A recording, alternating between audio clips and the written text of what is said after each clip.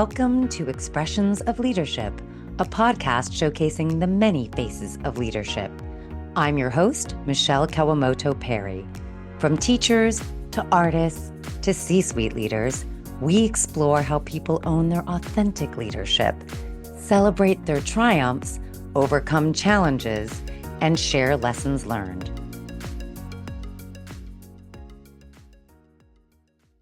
Today's guest is Luther R. Broughton Jr., a former NFL tight end who knows what it means to lead, whether it's on the field or in the boardroom. A standout at Furman University, Luther earned All-American honors in football, and he also played on the basketball team. He was drafted by the Philadelphia Eagles in 1997 and went on to play for both the Eagles and the Carolina Panthers. After hanging up his cleats, Luther made a powerful pivot into the financial world. He's built a stellar career at Rocket Mortgage, where he's been a top-performing FHA underwriter and team lead, bringing the same discipline, strategy, and leadership that defined his time in the NFL. Luther, welcome to the Expressions of Leadership show. It's great to have you. Oh, it's my pleasure. I'm so used to doing football centric podcasts and interviews, or maybe a little bit of basketball, mostly Philadelphia Eagles centric. So this was something new and something I was pretty excited to do. Talk about leadership. Fantastic. Thank you for being here. Now let's dive right in. You've been a leader since childhood, guiding your younger siblings and teammates. How did those early experiences shape your leadership style? That's funny. You call it leadership. When I was young, they called me bossy. So, it started from when I was younger. I wasn't selfish. I didn't need things to be my way all the time, but I liked it to be a certain way and be right. And at some point when I was younger, I figured if I want to be right, I need to do it the right way. And I've got younger siblings. My sister's like 6, 7 years older than me. So there was a gap there. She was gone. So it was three younger brothers. I was the oldest. Both my parents worked. My dad worked like odd hours, sometimes like third shift. Um, Longshoreman in Charleston, and I had to be a leader. I had to take charge there. Like, why are the dishes not done? Why is the garbage not taken out? And I can't say, well, he didn't do it. And my mom would be like, yeah, he's 7. You're 15, And I also had like for me, both of my grandparents had 10 kids. So we live in a small community. There's a lot of cousins around, and I had older cousins too that helped mold me into that as well because they did the same thing with me. I had to be under their wings for a little while. Like one of my cousins, Ricky, who actually got me into wanting to play football a lot. He was like my older brothers, and he would drag me into what they were doing, especially if they were playing ball.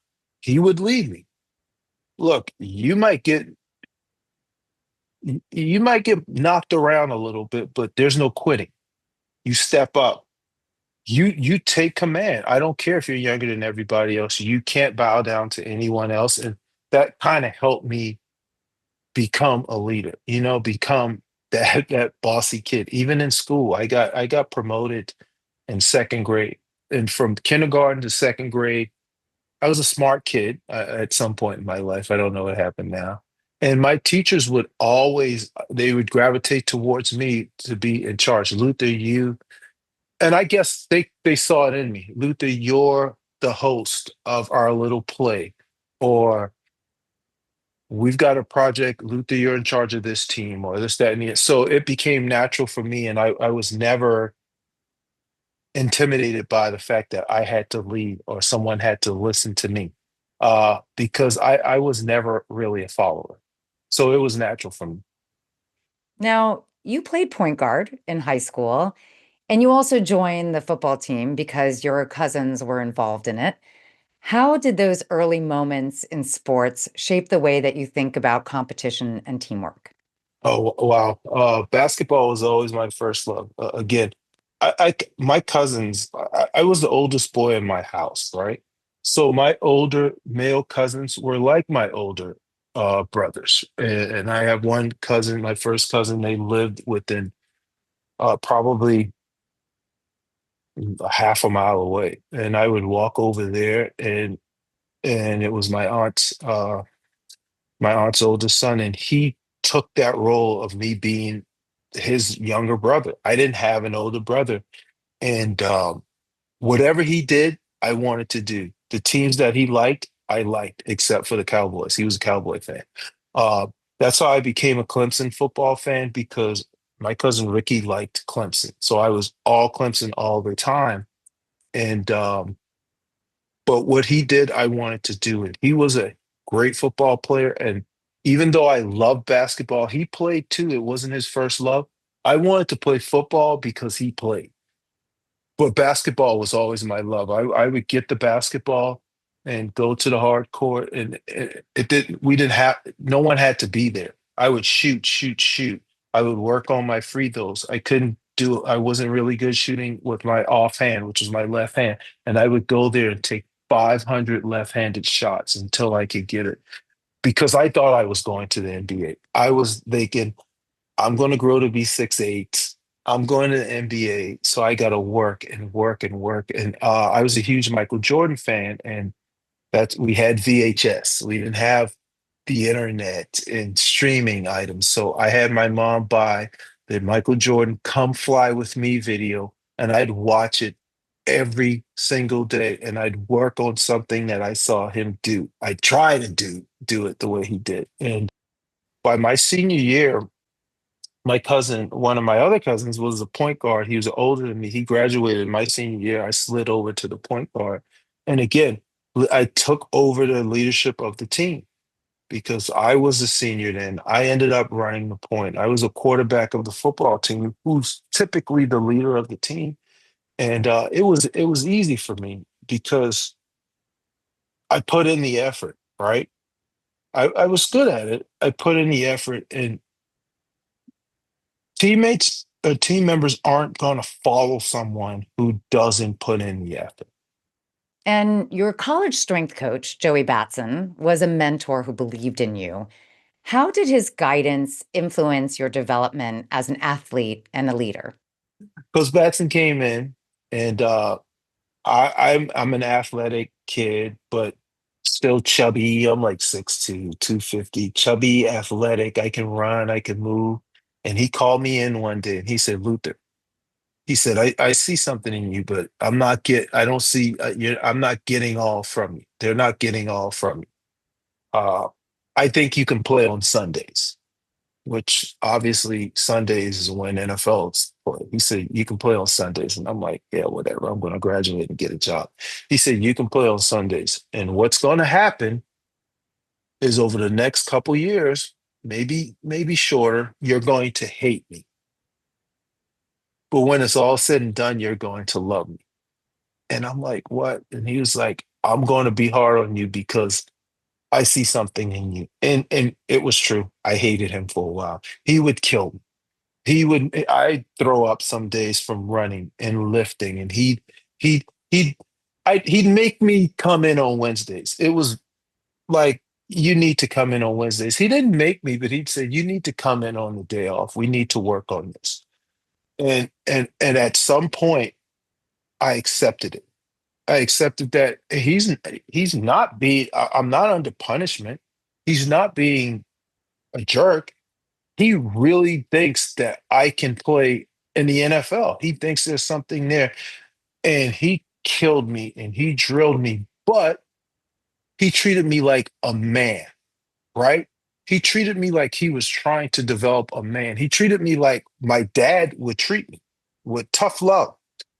And he built me from a chubby, athletic sophomore to a kid that was is going to get drafted from Furman, which was at the time a Division One AA school that hadn't had a draft pick in 14 years. From that kid to a potential NFL draft pick, and I'm not saying there weren't other coaches involved. There were. I had a lot of help, um, but he put a fire under my behind, like so to speak. there was a fire, and but there was a belief there. He had a belief in me, and there is no measure. There isn't. You can't measure what that does for a kid. Just like people say that kid has a lot of heart, or that kid runs a 40 and he runs a 4.4 and a 40. But then you say this kid has a lot of heart. You can't measure that. There's no measurement for that. And what he saw was something in me, and like to this day, like I still talk to him. He's still at Clemson. Every time I go there, I visit him. Um, and still have a great relationship, and I will never forget when I got drafted. I hand wrote him a letter. Like I didn't type it, I didn't send him an email. I hand wrote him a letter and sent him like a picture of me. I think draft day or whatever. And some other guy who was from my high school was at Clemson. He's like, "Man, there's a picture of you in Coach Batson's office." And I said, "Man, I hope he does with you what he did to me." What a great story, and clearly an amazing mentor. At one point in high school, you broke your collarbone, but you kept on playing. How did that setback shape your mindset about perseverance? Oh man, that's funny because I was in the band, by the way. I don't think we talked about that. I was in the band. I was all county band playing the trombone. I was also in the marching band. And we had a tiny school, no JV team. Our JV team was scrapped, and we had to wait until high school to be on the varsity team. Ninth grade, I go out for the team. Mind you, I had gotten promoted, so I was like a little bit young, a very young ninth grader. Second day ever of practice I played in my life. I quit the band to play football. My mom did not want me to quit the band to play football. She would not. It's too tough out there. Second day of practice, broke my collarbone. Broke my doggone collarbone. And it was hard because it wasn't like sometimes you get out there, you're a little intimidated. They're bigger guys. You're not tough. You're afraid. I wasn't afraid at all. I just had that's one of the smallest bones in your body, but it's at a place where you can't play football with the broken collarbone.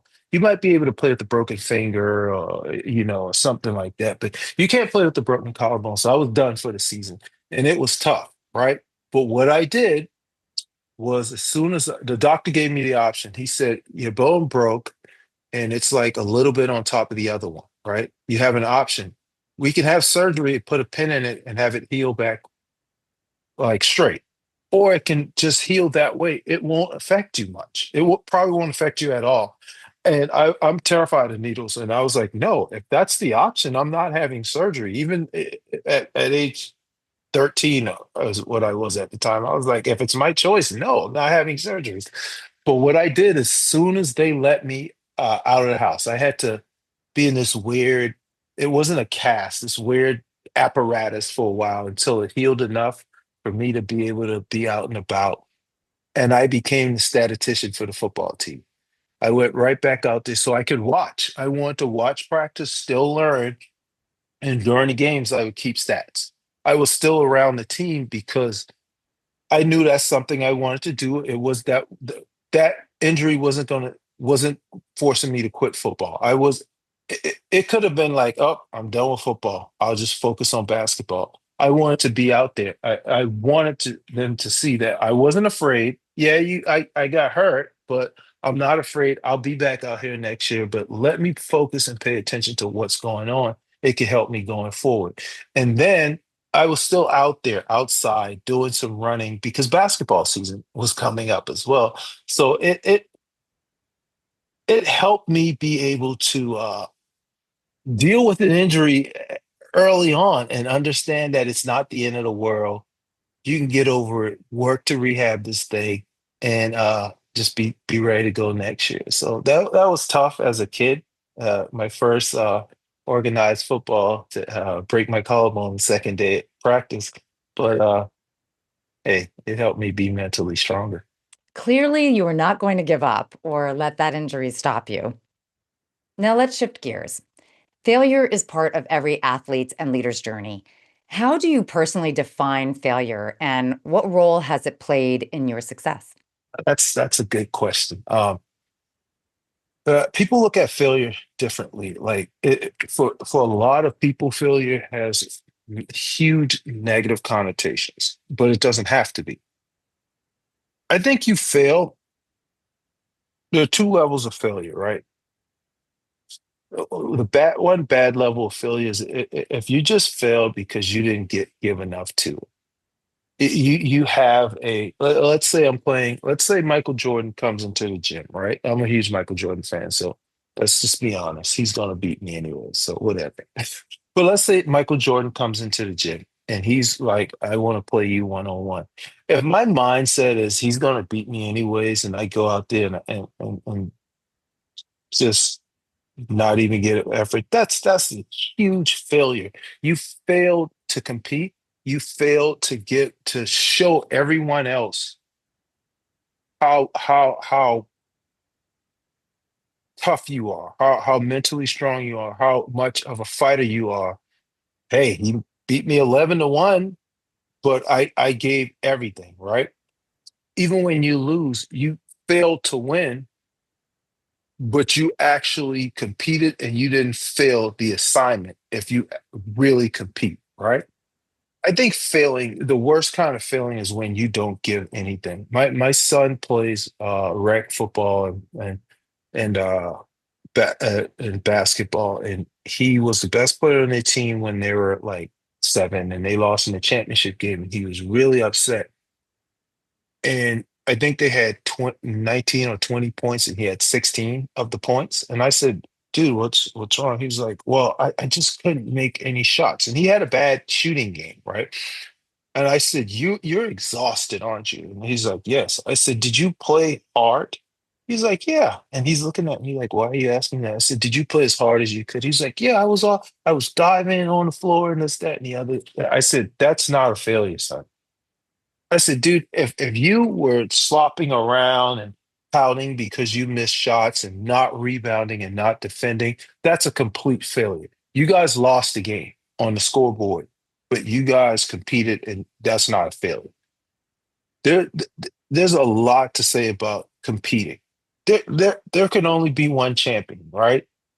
There are no moral victories. Like if you lose a Super Bowl, you lose the Super Bowl, right?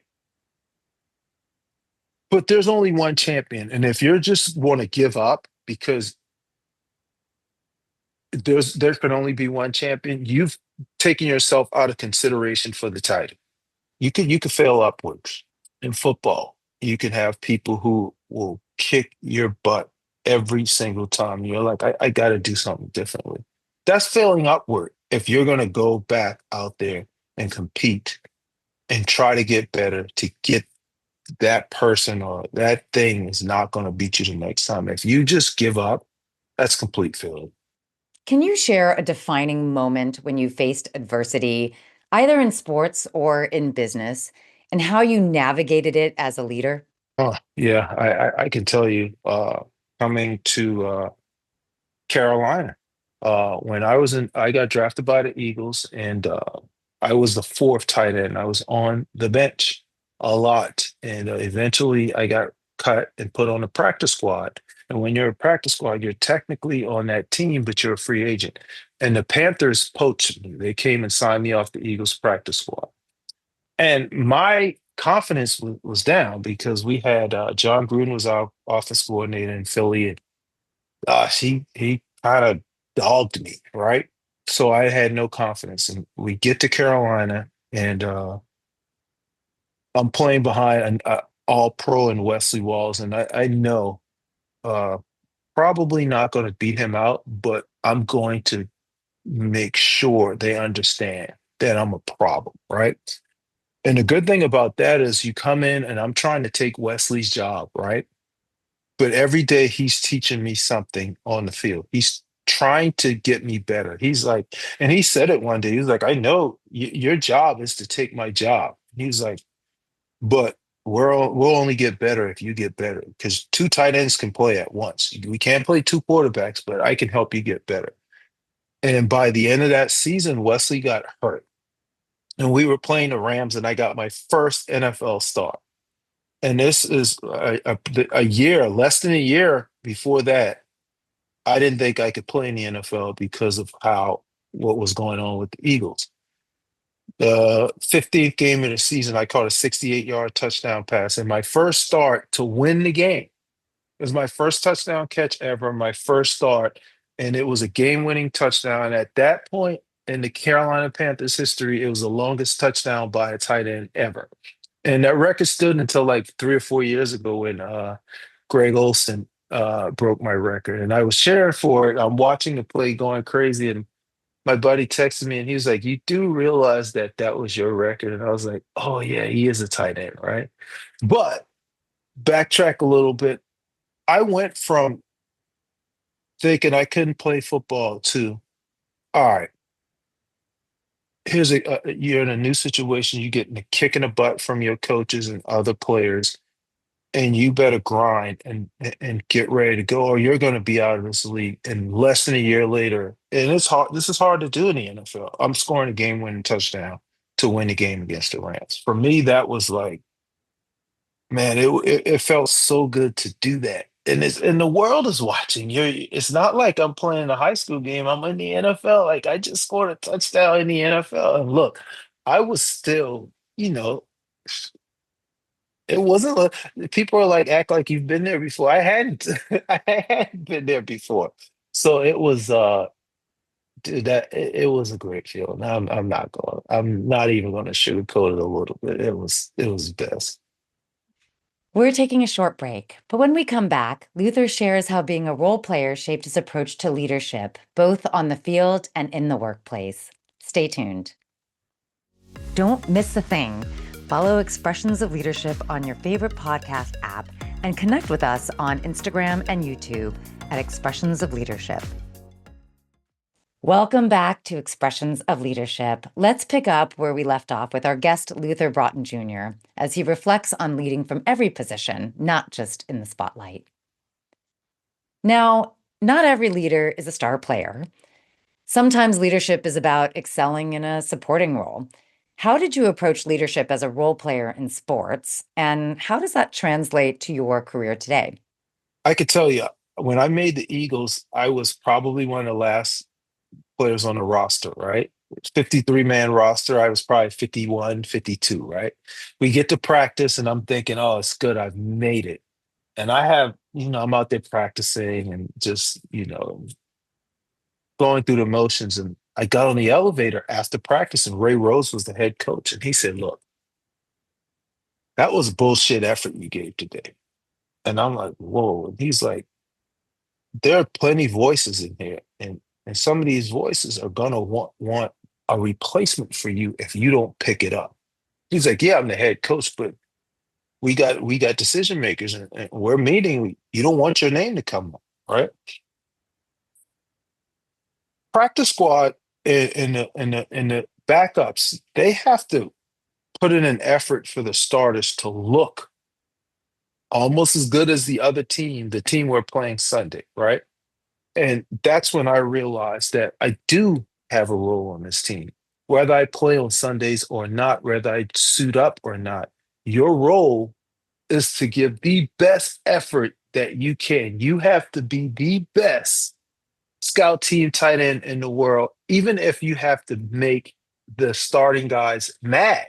Because sometimes they want to go a little slower.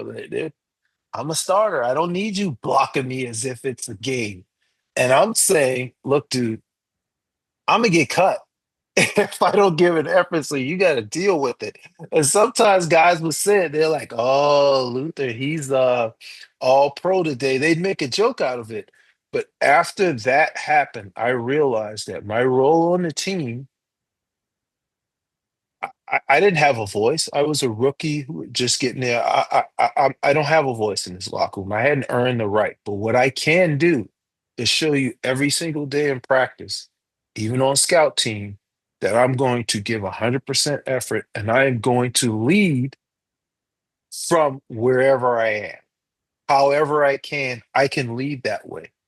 And people start to notice you. And that's how you start to get playing time. They notice you. They're like, kid, this kid over here might be able to help us. So that was a situation that, and I remember this to this day when Ray told me that on the elevator, and I was like, "Oh God, I could get cut next week." So you better pick it up, dude. So yeah, I'll never forget that. It's really about role modeling, whether you're on the field or in the office. For me, it's crazy because I know a lot of sales jobs love athletes, right? Because they feel as if we're self-starters. We know if we don't do it, we're not going to play or be on a team or what have you.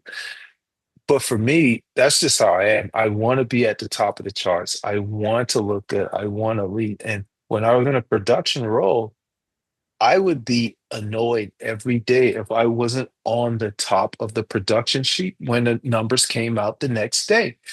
And that not everyone wants to do that, right? They want to stay in their lane. Listen, if our minimum goal is 8, I'm going to get 9 to 10, whatever these numbers are every day, right? For me, I wanted to get that number by midday and be cruising downhill since then. Of course, if you're in a production role, that means more pay for you, anyways. But for me, even without the pay, I can't see my name in the middle of the pack.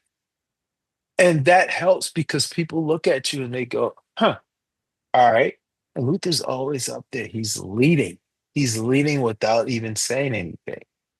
It helps to have a work ethic. You know, the work ethic is part of being a great leader as well.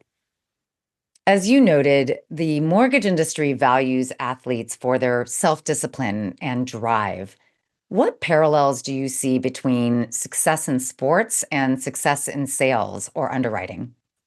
Well, it's kind of what what I alluded to a little bit earlier.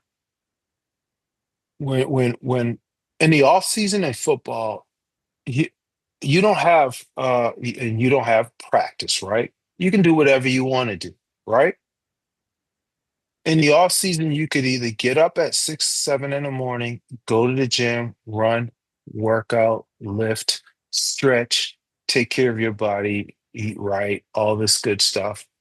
Or you can get up at 10.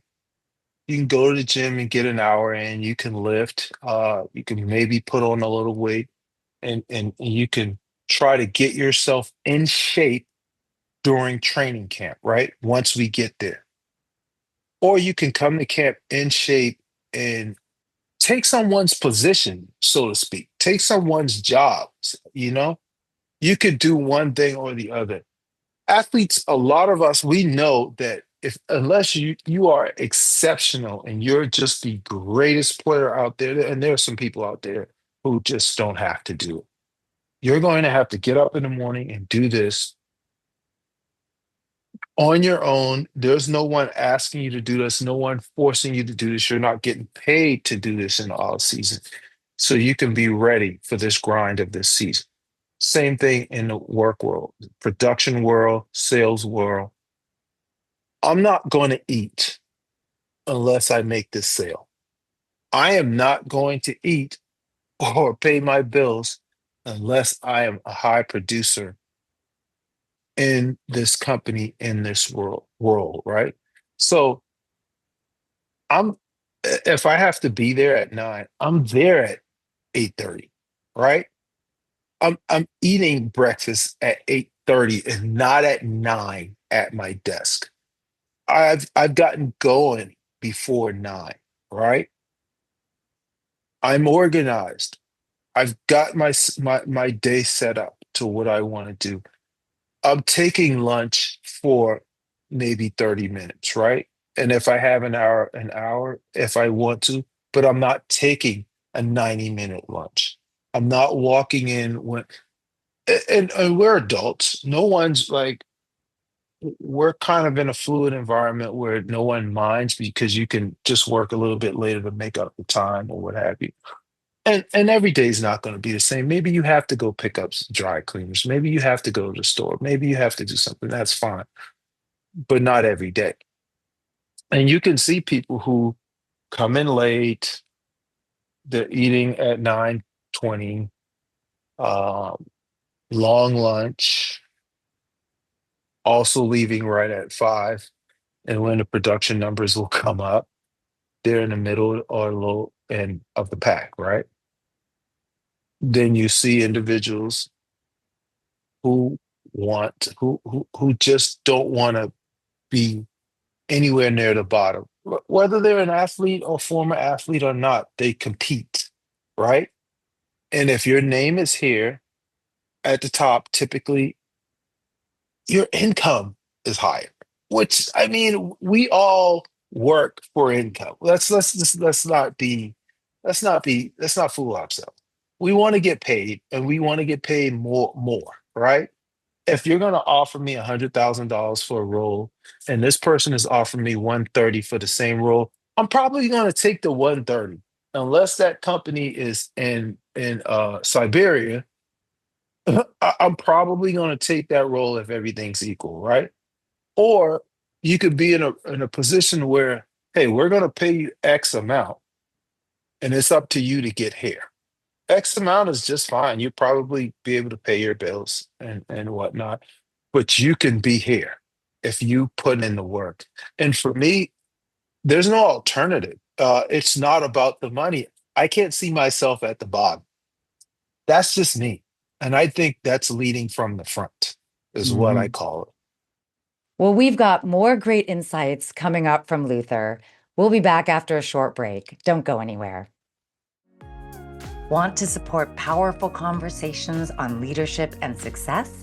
Expressions of Leadership is looking for sponsors who believe in the power of great storytelling. Let's team up. Email us at letstalk@expressionsofleadership.com to learn more. You're listening to Expressions of Leadership. I'm your host, Michelle Kawamoto Perry. Let's jump back in with Luther Broughton Jr. Do you have a mantra or guiding principle that has stuck with you throughout your athletic and professional career? I don't leave anything out there because you feel horrible, horrible if you go out and play a game and you know you didn't put out your full effort, and when you watch that film and you go, "Oh God, like if I had done this better, we could have scored." Or if I could done this better, they wouldn't have scored. My whole thing is like to go ahead and give 100% effort. If I lose, I lose. You're just gonna have to beat me. It's like going out with the mindset of beating your idol, Michael Jordan, every single time. For me, that's the only way to go at it. That's the only way to go about it. You can't you if you quit in the middle of it, you can't win. There's no way you win if you quit in the middle of it, even if that's a mental default. If you mentally give up, you're still that's still quitting. And I told my son he didn't want to play football anymore, and that's the only thing I let him quit because it was tackle football. And if you're 11 years old and you're afraid and you don't want to be out on the football field playing tackle, you'll get hurt. You'll get physically hurt as an 11-year-old. But I don't let him quit things. Uh, he's in coding, and sometimes he's like, "Oh, Dad, I don't want to go today." Now we can adjust the schedule because he does like 2 hours a week, and I go, "Okay, it's up to you. You can either go today, you can go tomorrow for 2 hours, or you got to go on Saturday." It's your choice. I give him a choice, but you're not quitting or you're not just missing this week. You've got the options. But I tell him all the time when things are difficult, you don't quit. That's when you push through, even no matter how difficult it is. And he's starting to get it. He's still 11. And there are times he's like, I just don't want to do it because he wants to get on his iPad and talk to his buddy, like his best friend. They moved like literally 2.5 miles away, but he's at a different school. So he never so now every he wants to talk to Carter every day. And I'm like, Cam, you got to do what you got to do. And if you want to be good at basketball, and he's like, Dad, can we go work out? I'm like, I got a court built in the yard. Go shoot. Working on your jump shot. You can take 100 shots a day, and that's not going to take your whole afternoon. Just go take some shots if you want to do that. And you don't have to, but if you're asking me how to get good at stuff, right? You got to work at it. You can't quit or you can't give up on your workouts just because you want to play on your tablet or this, that, or the other. So that's my thing. You got to give good effort. Okay, if you don't give good effort, if you quit physically or mentally, you're just not going to win, no matter what you're doing. Athletes, sports, business. Uh, I don't know, car racing, frisbee throwing. You're just not going to win. If you quit, you can't win. And what keeps you striving for excellence? This is just ingrained in me. It's just in me. I, I can't. I I'm not competing with anyone else. I'm not bragging. I'm not going to buy a Bentley to show that when I made some money last year. You know what I'm saying? It's just in me. I want to compete.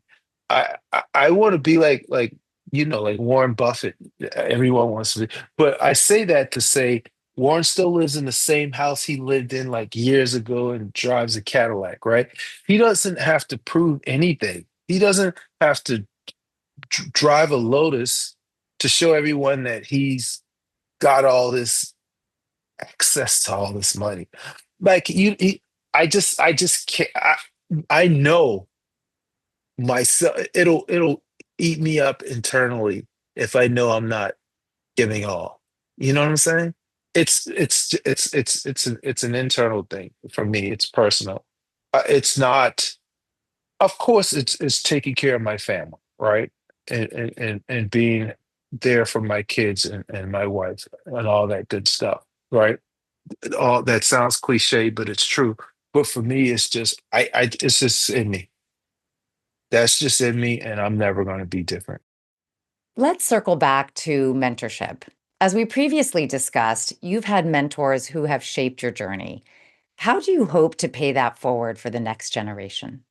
Oh, but by trying to deliver the lessons I learned from them to the ones below me. I say below me, but the people who may be reporting me or to me or maybe coming to me for advice. I've got people who are I report to who might come to me for advice or what are you doing to do this or how you do so well on this. What are you doing? Right?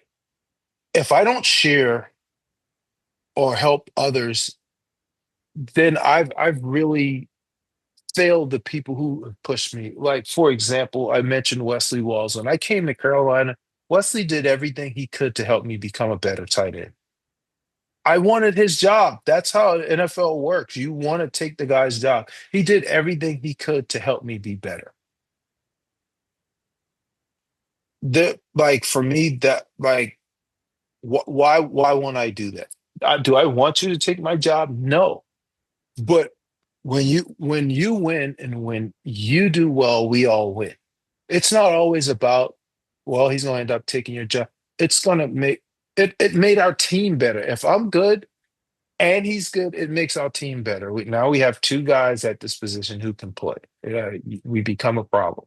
So I think I fail the people who help me if I don't try to help others. And when you think about your legacy, whether in sports or leadership or finance, what do you hope people will remember about you? That I worked hard and I'm fair. But I worked hard and I'm unselfish. Like I'm not a selfish person. I don't want to be at the top because I don't want anyone else to be at the top because I'm going to help.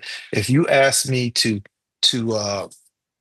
I need you to work this for me because I just don't know. I can't get it. Right. Can you take a look at this?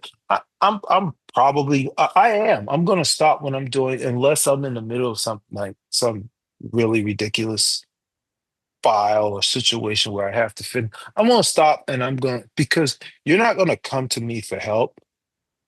You're not gonna come to me with your hands out unless you really need it. Most people don't. It's sometimes it's hard for someone to say I need help. I'm gonna be unselfish. I think I hope my legacy is that I am successful, but extremely unselfish and and you can count on me. I hope that's what it is. I don't want to be unselfish to a fault. I've done that at some point in my life, but I want to be looked at as as a selfless person, selfless leader. So, how do you know when someone needs that help if the person is unwilling to reach out on their own? Well, you can see someone drowning, can't you? Mhm. Right? And sometimes they want to tell you they're treading water, and you're like, no, your nose is under the water. You need help, right? And and some people aren't receptive. They feel as if they've got it right, they know what they're doing, and you lend a hand, right? Or you tell them that you're available. And if they don't want that help, and if they don't want that, you have to wait until they fail. And then they'll probably either come to you or be forced to deal with you.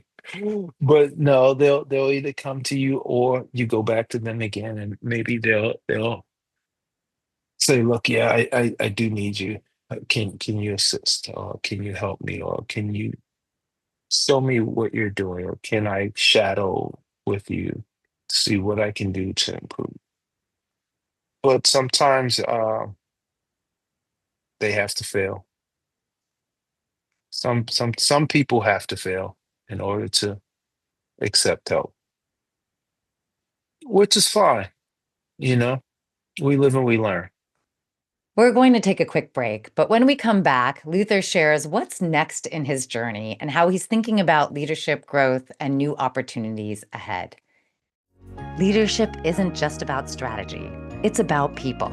The Forward Project helps organizations cultivate strong, adaptable leaders who create thriving workplace cultures. If you're ready to invest in your leadership team, visit www.theforwardproject.co to learn how. And we're back on Expressions of Leadership. I'm here with Luther Broughton Jr., former NFL tight end and financial leader. As you look to the future, what's on the horizon for you? That is a great question, Michelle. I mean, I know I look really young and handsome, like Idris Elba, but I'm kidding. I just turned 50, so what I really the economy is going crazy right now, so I might have to add a few years on to. But I really want to retire from working a 9 to 5. Um, and branch out and do other things, right? I'm already doing other things. I've managed my rental properties. I got a few of those, and but I'm doing some research and brainstorming, and I am looking into starting a business again, where my leadership is going to have to be tip top because it's going to just be mine. I won't let the rabbit out of the hat. But that's something that I've been working on, thinking about, and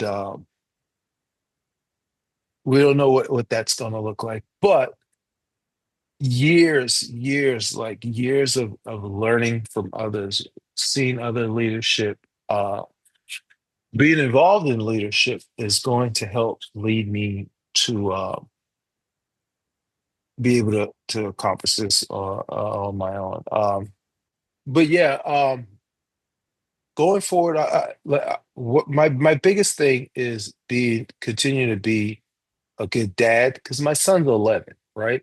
And I do want to ride this out. Obviously, he's in 6th grade. He's got about 6 more years of high school. I'll be 56, and maybe I could hang it up then. But what I want to do is be able to teach him how to handle and run the businesses that I have now, the property businesses that I have now, so he can take it over. But I am working on researching, and so who knows? Maybe we'll talk back in a year or so, and I'll have more details. I hate to sound vague about it, but that's where I am. And what about on a personal level? What's an area of growth that you want to explore? Oh, personally, I would love to be able to learn how to handle my frustrations as a parent better. And I say frustrations, it's how to deal with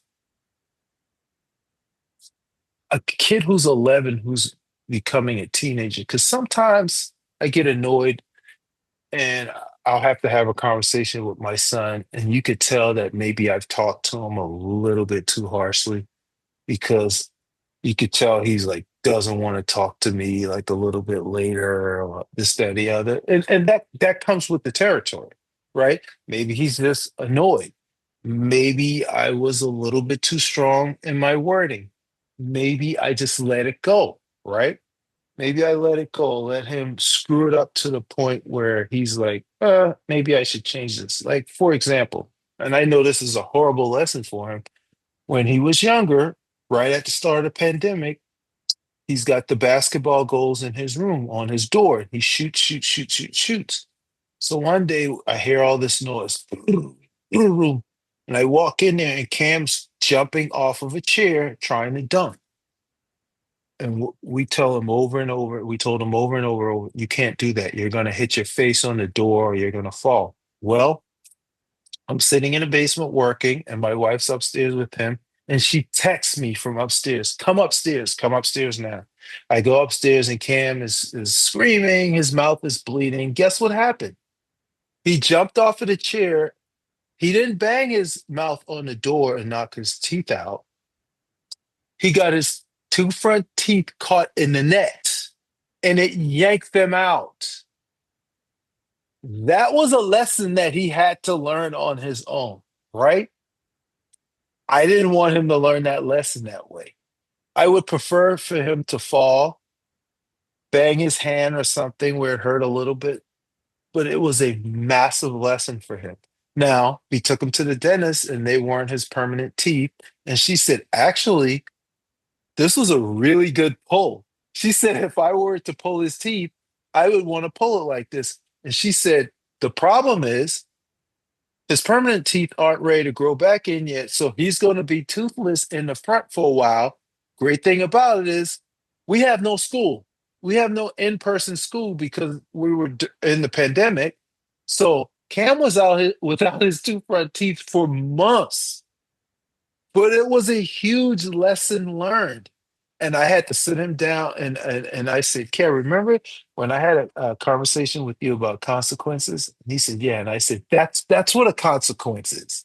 The consequence of you not listening to me about jumping on the door or jumping off of the chair trying to dunk the basketball was you got your teeth hooked up in the net and it pulled them out. And you freaked out because you saw all this blood and your teeth were missing.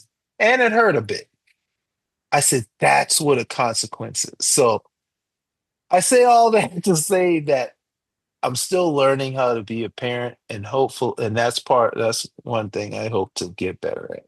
So Well, we've now reached the final segment of the show where we ask our guest one advice question and one fun question about themselves. Starting with the advice question, imagine you're writing a letter to your younger self. What's the most important lesson that you'd share? the best advice that I would give to my young self is to actually listen to the elders because they know what they're talking about. We all think that our parents, our uncles, our grandparents, we all think they're being mean or they just don't want you to do something. Why do they always have to stop me from doing? They're not. They've been there, they've done that. My advice to my younger self would be to listen to the advice that you're getting from the person of authority.